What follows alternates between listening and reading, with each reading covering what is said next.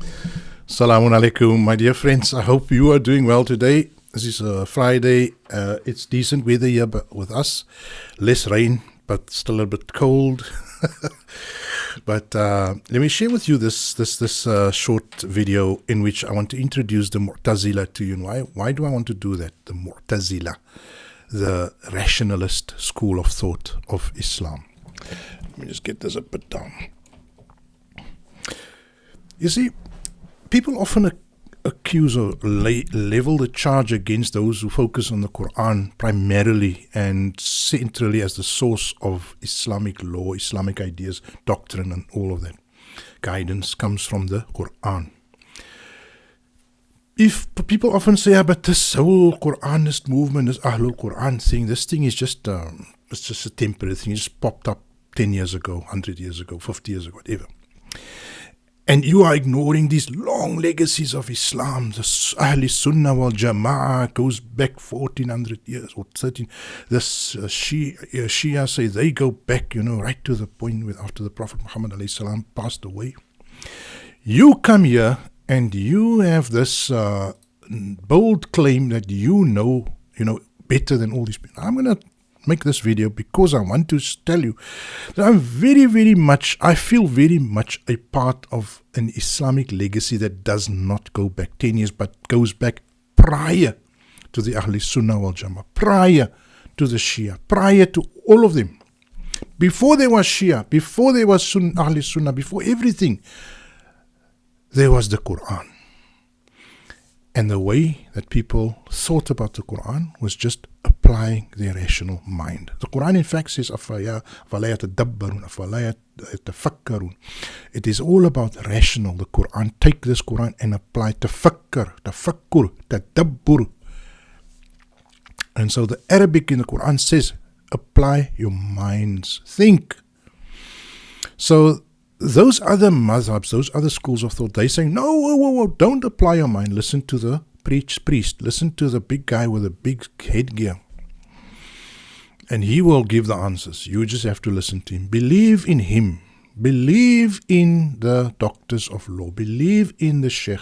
Believe in the Ayatollah. Believe in the Maulana. But yet when you stand in front of Allah one day, the Maulana is not there, the Ayatollah is not there. You face God alone with your actions, with your decisions.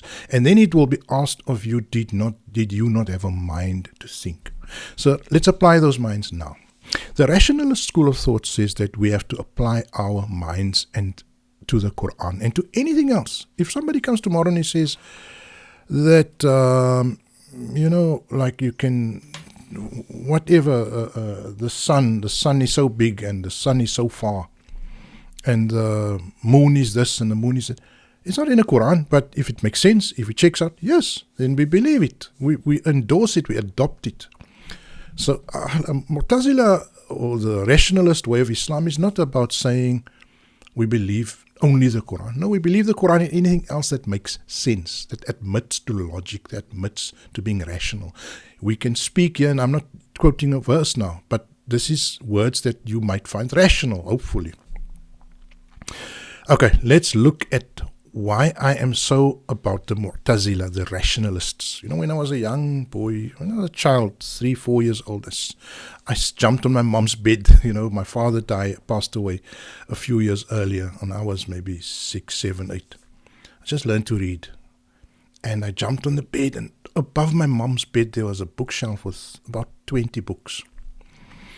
And then when I was tired jumping, and my mom, scolded, stop jumping on the bed, and then I would look at that bookshelf and I would take books off and just look at it. Some of them were novels. I remember there was a novel called The Fixer. There was a novel called We Too Have Loved, or I Too Have Loved. But then there were some serious books.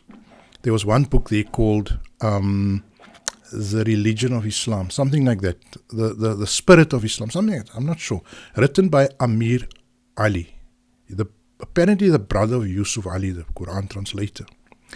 And I just, out of curiosity, opened the book and I read through it and I saw some pages. But being 9 or 10, it doesn't make a lot of sense. It's a lot of high-level stuff. And I all the years, I would always open that book and read here, read there. And my mom said, yeah, read these books. This is good for you. And, that book disappeared in time. People borrowed the book and it disappeared. And then when I was a grown man, I think 5 years ago, when I went into the Qur'an movement, I thought about that book, and I went to find that book again, the book by Amir Ali. And I found the PDF online. And I realized, wow. It's the book I saw, the PDF. I read it and I said, my dad was into the right stuff. Allahu Akbar, my dad read the right material. Apparently Amir Ali is a Zaidi. I think he's a closet Zaidi. That's what I think he was. I think he was a rationalist. And I read the book again, and then everything made sense, because he suddenly opened up the way that I understood Islam. And it was 6 years ago.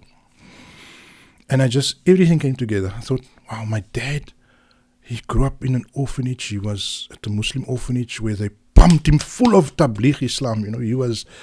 He was pumped full of that Tabligh, backward Indian madness. And he hated it when he came out of that orphanage, a grown man. And he always said, no, that type of Islam doesn't work. It has to be enforced. It operates by force. Nobody wants to choose that freely. You see, that Islam, if you don't force people and you beat them and you tell them they're going to burn in hell, and you tell them they're going to be excommunicated, then it's not an Islam that is naturally going to spread.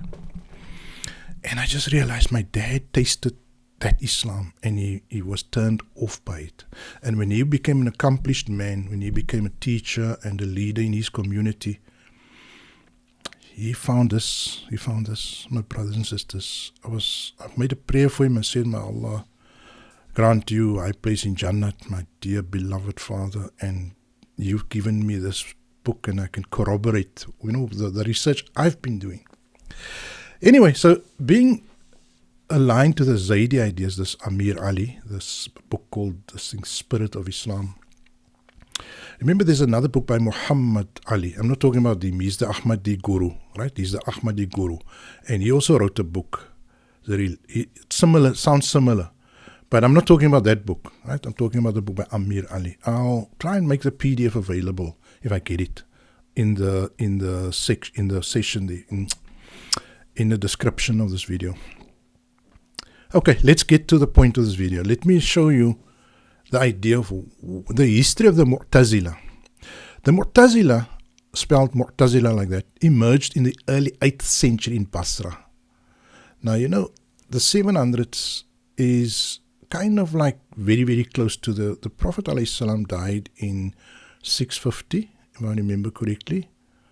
He was born 570, died 610.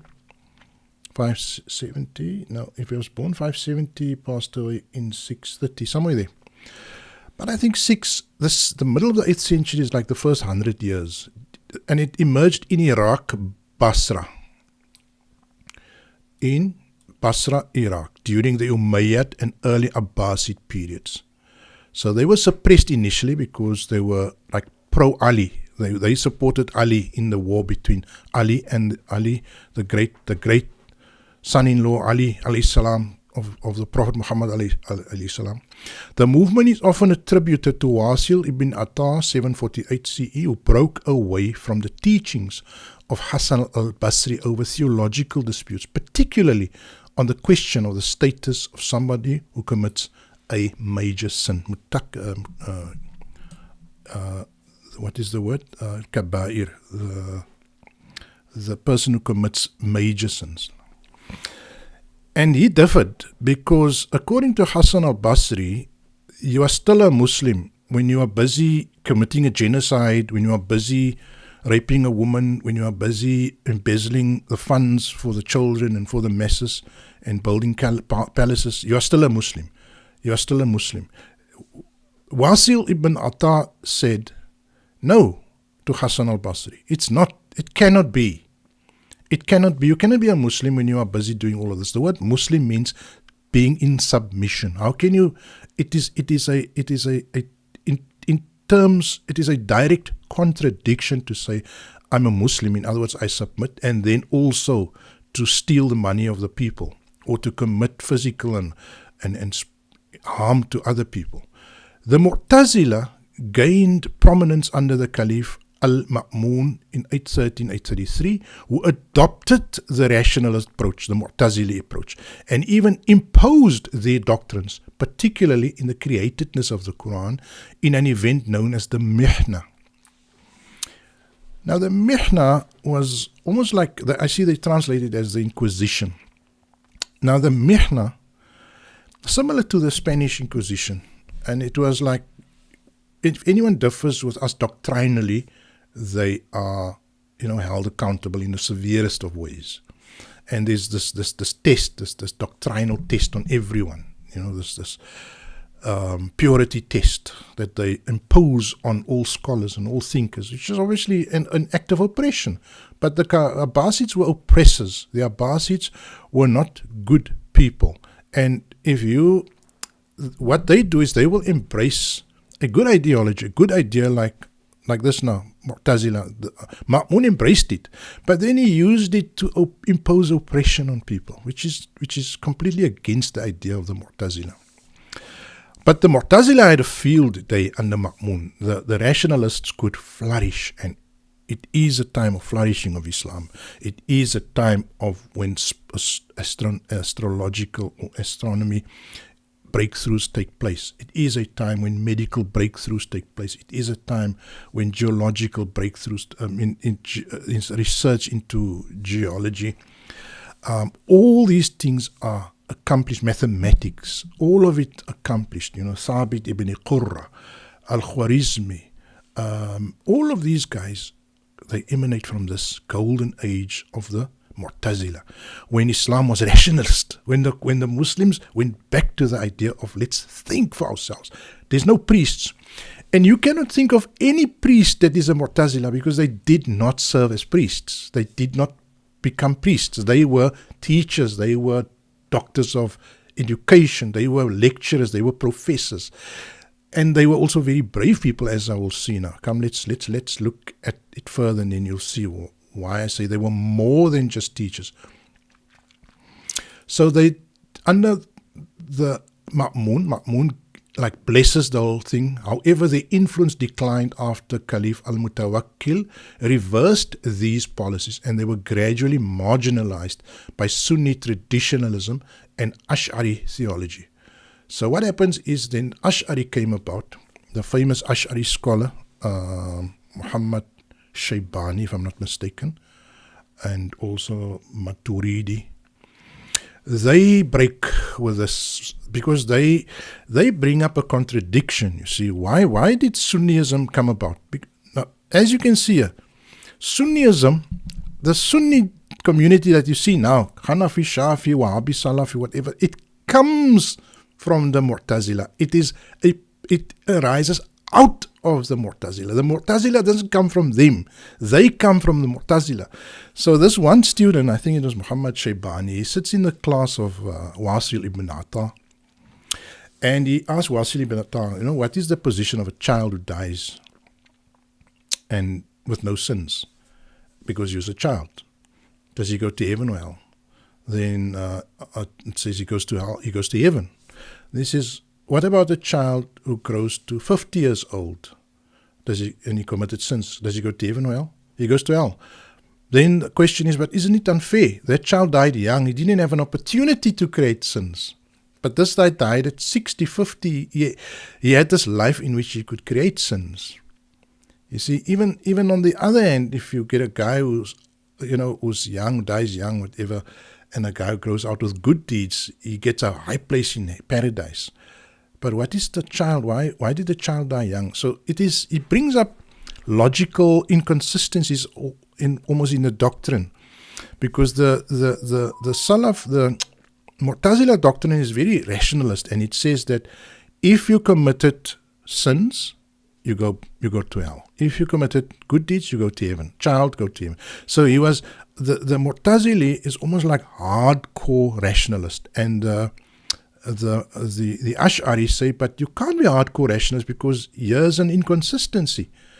You see, the child goes to heaven, the old man goes to hell, but the child didn't have a chance to commit bad deeds. It's unfair. You see. So they pointed out those types of inconsistencies, which the Mu'tazila obviously can explain. I'm not going to go into that now. So, yeah, in any case, that is how the Sunni school of thought came about. He walked out of the class of Wasil ibn Atta, I think not physically, but he walked away and he said, nah, this is, punk. I'm not going to go for this anymore. And the rationalist school lost them, and their party actually grew to become the major Islamic philosophy. Yeah, so let's look at some of the other things that come out here.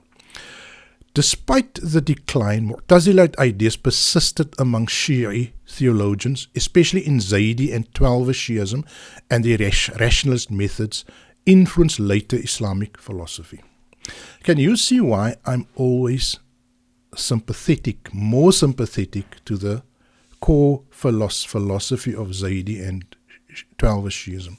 Not in the practice, because I do believe, especially Twelver Shi'ism, and I love my brothers in the Shia. I love my Sunni brothers and my Shia brothers, right? I love all of them. But I differ with them. I love my Christian brothers, my neighbors, my friends, Jewish, whatever. I'm not here to, I'm not Allah. I'm just a thinker, and I'm giving you the information. They are dead wrong, the Twelver Shi'is, when they make up a new Sunni, almost a new Sunni mazhab, with a new orthodoxy. And then you get people like Kamal Haidari, Ayatollah Kamal Haidari, who is a rationalist doctor, scholar of law. He comes and he has to debunk it. That is what's happening. Great scholars like Muhammad Khatib, beautiful scholar, but his work is only in Arabic.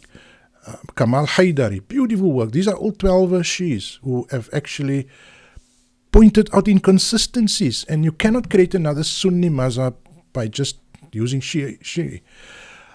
Despite their decline, Mu'tazili ideas persisted in the Zaydi and the 12, so their core principles. And so we come to the core principles of the Mu'tazila, the 5 usul al-adl wa tawheed. The Mu'tazila were known as the people of justice and monotheism. The people of justice and monotheism. Isn't that what we speak? Yeah? Isn't this the essence of our channel, of my discussions? Ahlul Adl wa Tawheed, due to the emphasis on rationalism and divine justice. The 5 core principles. Now, I remind you why I'm doing this. I'm giving you this because this is an Islamic philosophy, orthodoxy, ideology, whatever, that goes back all the way before the Sunni, before the Shia, the formal madhab of the Shia. The 5 core principles: Tawheed, divine oneness, God's absolute unity, rejecting any anthropomorphic attributes. They denied the eternal, uncreated nature of the Qur'an, arguing it was created to preserve God's uniqueness. Let me just make that point clear to you. Tawheed, divine oneness, you understand that God's absolute unity. It cannot be 3. It cannot be 100. It cannot be, separated. Rejecting any anthropomorphic attributes. So, in other words, anything that make God look or sound human. So you cannot say, God comes down on the roof and he listens to what we are speaking. No, God will sit on his throne and he will drink a cup of this, we will move. No. Now, the Salafists, they say that God has eyes and he has hands and he has a shin and he will show his shin to you on a day of judgment. His leg, he will open his leg to you and bare it to you. And everything, all of that is completely repudiated and rejected. We cannot fathom how God appears. We cannot even see God. In the Qur'an is a verse that says that the Bani Israel, somebody says they want to see Allah. And Allah said, you cannot see me, but look at the mountain. And they saw the mountain lighting up and being evaporated and eviscerated with.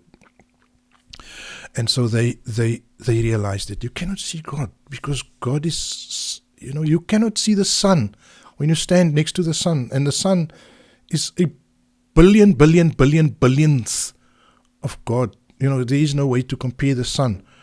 But the sun is created by God. As we speak, we know there to be 1 trillion and more suns floating around in the heavens above. So God put all of that there. Imagine you cannot even see one sun in front of you. You'll be burnt, you'll be blown away, you'll explode. You cannot see God. And that is the thing. And you cannot make anthropomorphic claims about God, that God has eyes, he has hands, he has a shin, he sits. So rejecting, that's another thing. They denied the eternal uncreated nature of the Qur'an. In fact, the Mutazilah say the Qur'an cannot be uncreated. It is the created word of Allah. And that was a major argument for 100 years. People were killed for that fight. The second principle is adl, divine justice. God acts justly by necessity, and evil in the world results from human free will. They rejected predestination, Jabr, emphasizing human moral responsibility. Here's another nuclear bomb. The first one was powerful, but this one is harder to swallow for the Sunnis, is that there is no way God can be unjust, because God says he will be fair to his creatures. They will not be harmed in the least. They will not be, on the day of judgment, they will not be dealt with in the least bit of injustice. So God's justice is very perfect, and it's very poetic. Don't think because there's a baby with cancer that is unjust. You see, every pain that you are enduring due to nature, because cancer is something that is to do with, first of all, it could be in the environment, or it could be in your genes. But when there's a genetic problem, there's always a reason why, because there's this thing called growing or improvement and genetic change in the genetic structure, gradual change over time. I think the DNA can only, something I read the other day is that DNA can only replicate itself, I think, to about 99% effectiveness. So the 1% is always going to be a little flaw in the DNA gene, and that is why when you have children, there's a minuscule change in the human genetics of that child. And so why inborn problems come about is because a genetic change happened that is not positive, that is not good. Or it might be good in a future time, but it's not good now. And so somebody has an inborn issue with their body. It's not yes, it is the necessity of nature, how Allah creates, how human evolution takes place, how the world develops and emerges, because that is the way Allah created, is things gradually unfold over time. Every pain suffered shall be rewarded with a tenfold increase in satisfaction and joy, and that is how Allah's justice must work. We feel sorry for the pain. I mean, I myself don't like to see babies suffering or children suffering in the cancer ward. But that is not Allah being horrible or Allah being nasty. It is a necessity of how the world works. Same as when a volcano erupts and people are hurt or killed. The earth, there's tectonic plate movement. It's the earth, it's the way it works. If somebody gets cancer from being exposed to the sun, the sun has to be there. It gives off these ultraviolet rays. Death is a part of the human story. There's 8 billion people today. There will be 8 billion deaths in the next 120 years. All these 8 billion people will die. It's such a cruel and violent thought. And 8 billion people will die in the next century and maybe 20 years. 8 billion people. It's the way the world works. We come and we go. We come and we go. Death and life go together. There's life, there's death. When there's life, there's death. And pain is a part of life. Pain is a part of life. So do not think that God is a cruel God. And that is what the Mu'tazilah say, is that divine justice is a fact. It's a reality. And there is justice in the way God controls His creation. And we don't always understand it right now, but we will understand it when the time comes. We create our own happiness or our own bad fortune. That's a fact. And that we have to put that responsibility. Predestination cannot be. Because then we cannot be held responsible. Now there's a lot of arguments, the Jabarite is opposed by the Qadriya. And I'm not talking the Qadiriya, who is the followers of Abdul Qadir Jailani. I'm talking about the Qadriya, who are the people who believe in predestination. The Jabarite is the people who say that every action is programmed in you. Everything you do is pre-programmed. God pre-programmed it. When you take the wine and you drink it, and when you take the knife and you stab the man, God is stabbing the man, not you. The problem is that now you have no further responsibility. That's why some of the Arab kings are so evil. The fact is that when you do a good deed, you do it because of the goodness that's programmed in you. Any goodness is the result of Allah. And when you do a bad deed, it's because you're going against your nature. It's not natural for you to stab a man in anger. Just as it is not natural for you to want to be stabbed. Let's go to the next one.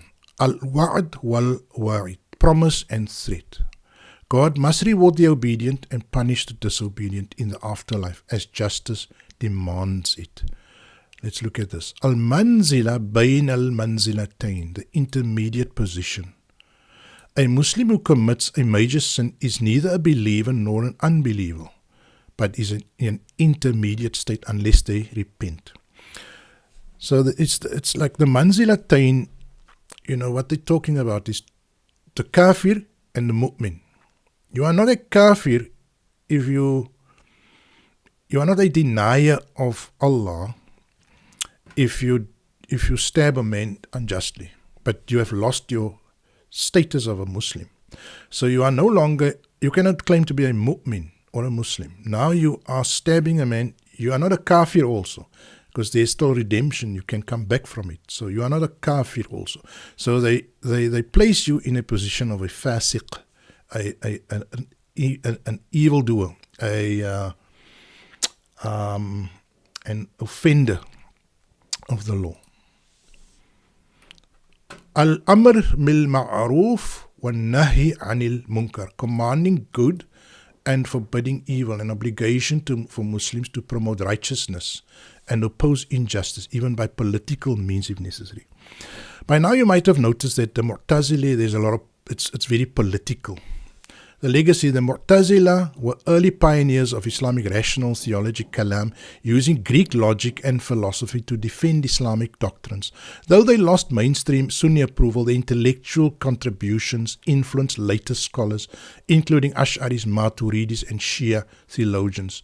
Their debates on free will, divine justice, and scripture remain relevant in philosophy today. Now, you'll be surprised maybe to hear that some of the greatest names in Muslim history, like Ibn Arabi, is clearly a rationalist. Ibn Rushd, or the great Ibn Rushd, or Averroes, as the Latin world called him, Averroes. In fact, Ibn Rushd is claimed as a European scholar. They claim him as under the name Averroes. They say no. He's European. He's part of the Renaissance. And we claim him as a Muslim scholar. Ibn Rushd, he was a great scholar. They're sitting in Spain somewhere. North Africa, Spain. And there were also others, like Ibn Sina. There were also, these are big names. They're great scholars. Ibn Rushd was a religious scholar. He had a massive debate with Al-Ghazali. Ghazali was, of course, a traditionalist. He tried to back away from this hardcore view of justice and the createdness of but Ibn Rushd was there. There's also some others there. There's Qur'an tafsir or explanations of the wording of the Qur'an. What is the famous one that I like to use always? Zamakhshari. And he wrote his famous tafsir Al-Kashaf. So Zamakhshari, I have his tafsir or his explanation here. He's a Mu'tazili scholar. He used to visit the famous other people, like I think he lived in the time of Shafi'i, one of these big Sunni scholars. But he was a very keen and strong Mu'tazili scholar. He was called Zamakhshari Al-Mutazili. So to conclude, when we say we focus on the Qur'an and on the core principles that emanate from the Qur'an, and we are blind to any other claim to being the word of Allah. We don't say that because the Prophet said something and it is attributed to him 200 years later via 5 chains of narrators, some of them dubious, because some of the companions were certainly dubious, according to the Mu'tazili or to the rational school. A guy like Abu Huraira, I'm sorry to say, he was a dubious character. He enriched himself, he lived 2 years with the Prophet, and then made up 5,000 hadiths. And he was a student of a big Jewish scholar, Ka'b al-Akhbar. Abu Huraira was a student of a Jewish scholar. And he often mixed up his scholar that he heard from Ka'b al-Akhbar and he attributed to the Prophet. And that's where you get a lot of Jewish ideas coming into the Sunni Islam. So, my dear friends, I think I'll conclude there. We have a great legacy of rationalist, Quran-centric Islam, and that legacy is there. We are not a Johnny-come-lately thinking stream of thinking. We are all, but we don't project in this tradition. We are not projected as priests because we reject priesthood. We don't come with scaremongering. We don't fearmonger. We don't tell people, listen to what I'm saying, you're going to burn in hell. My words is, I'll tell you the Qur'an says, do that, and the Qur'an promises hell for those who don't do it. But I don't mistake myself for Allah. You see, that's what they do. The Sunni, some of the Shi'a, they confuse themselves for being Allah. And so they want to promise hell, and they want to make up major sins. And they want to speak lies to the people, like you're going to be punished in the grave and stuff. They make up that. It's not in the Quran. And so people are so afraid they're going to be whipped in the grave when they're dead. They're going to be whipped by the angels. They're going to be scratched. Their eyes they're going to be tortured in the grave. So they believe everything these liars tell them. No, we don't do that. We give you the Quran. There's the word of Allah. Here's a rational argument. We give you a rational argument. We give you an explanation, and there's the Quran. Fix yourself up so that you can face God. Fix yourself. Make sure you're in the right stream of this world. Make sure you follow the right causes. There are many causes. There are causes for the environment. There are causes for human rights. There are causes for Gaza, Palestine. There are causes for African hunger. There are causes of justice. There are causes for poverty in your own community. There are causes for drug, substance abuse. All these causes are there for you to express yourself to give vent to your sense of generosity, your sense of zakah, your sense of sadaqah. And that is who we are. We are the mu'minin. We satisfy Allah in terms of who we are, what we believe in, what we hold is important, and we act out that. For us, a'malu salihah, good deeds are not pulling the rosary. You can do that, or making a lot of up-down prayers, but a'malu salihah is righteous conduct. Righteous conduct. And that is what I'm certainly asking, putting myself to that test. Am I a person of righteous conduct? Where can I fix myself further? Where can I improve? Doesn't mean I have to have no fun. I like a nice car. I like a nice house. I like the beauty of my children. I'm not a dresser, as you can see.